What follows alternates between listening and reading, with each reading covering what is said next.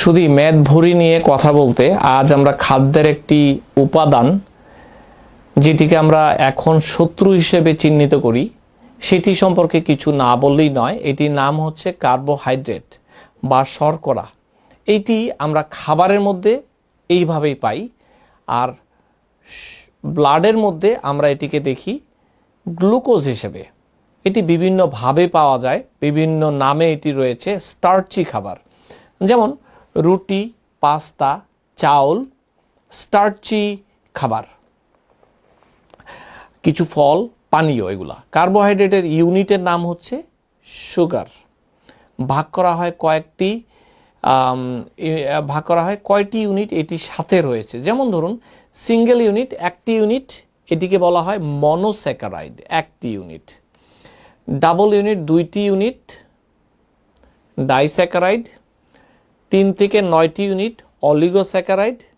9-এর অধিক হলে পলিস্যাকারাইড। আর starchy polysaccharide, আরেকটি হচ্ছে নন স্টার্চি পলিস্যাকারাইড, এগুলো। তো এখন সিঙ্গেল ইউনিট বা মনোস্যাকারাইড হচ্ছে গ্লুকোজ, ফ্রুক্টোজ, গ্যালাক্টোজ, এই নামে রয়েছে।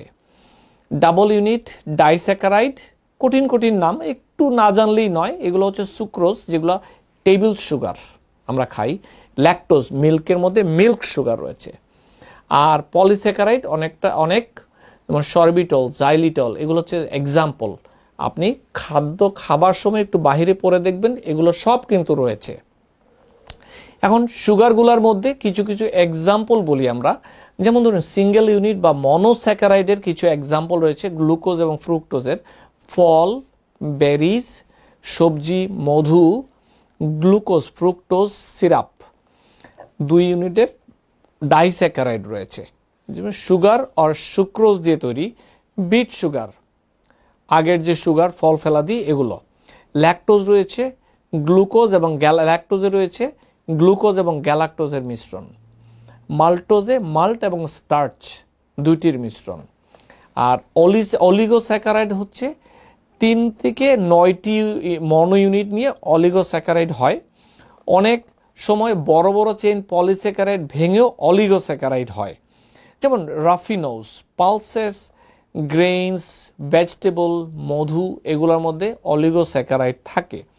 আর পলিস্যাকারাইড বা মাল্টিস্যাকারাইড বলে এটিকে, প্রাকৃতিক বা কৃত্রিমও হতে পারে। এগুলো যেমন সরবিটল, বহুল ব্যবহৃত। জাইলিটল, চিউইংগামে রয়েছে, মিন্টি রয়েছে জাইলিটল। আইসোমল্ট রয়েছে কনফেকশনারি সামগ্রীতে।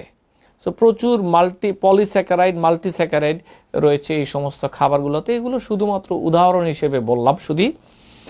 আর পলিস্যাকারাইড হচ্ছে 10 থেকে থাউজেন্ডস অফ স্যাকারাইড মিলে এটি হয়। স্টার্চ হচ্ছে মেইন এনার্জি রিজার্ভ। স্টার্চ রুটসে থাকে, সিরিয়ালে থাকে, কোষে থাকে এটি গ্লাইকোজেন হিসেবে। অর্থাৎ কার্বোহাইড্রেট বডিতে ঢুকছে ভেঙে, এরপর এটি জমা হচ্ছে গিয়ে রিজার্ভ হিসেবে, স্টার্চ হিসেবে, গ্লাইকোজেন হিসেবে মাসেলে থাকতেছে, লিভারে থাকতেছে, শক্তির এনার্জি হিসেবে জমা। নন স্টার্চি কিছু পলিস্যাকারাইড রয়েছে, যেমন মূলত ডায়েটারি ফাইবারে নন স্টার্চি রয়েছে।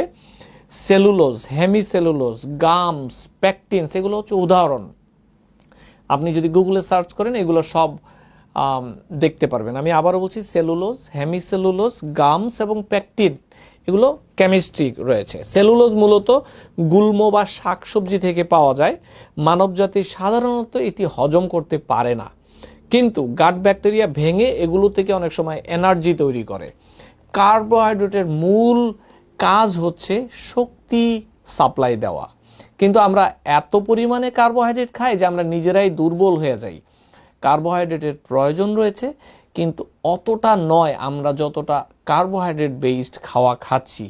অলসো স্ট্রাকচার এবং ফাংশন অফ দ্য টিস্যুতেও এটি সাহায্য করে। প্রতি গ্রামে 4 কিলো ক্যালোরি রয়েছে এইটির ক্যালোরি সাপ্লাই।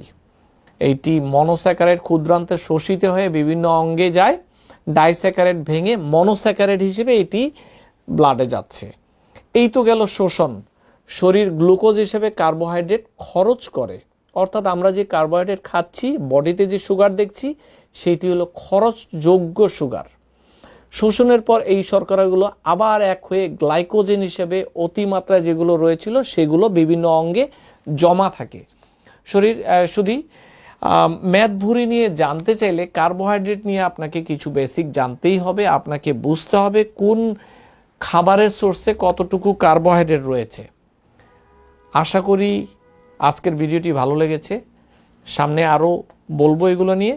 সেই পর্যন্ত আমাদের সাথে থাকার জন্য অসংখ্য ধন্যবাদ।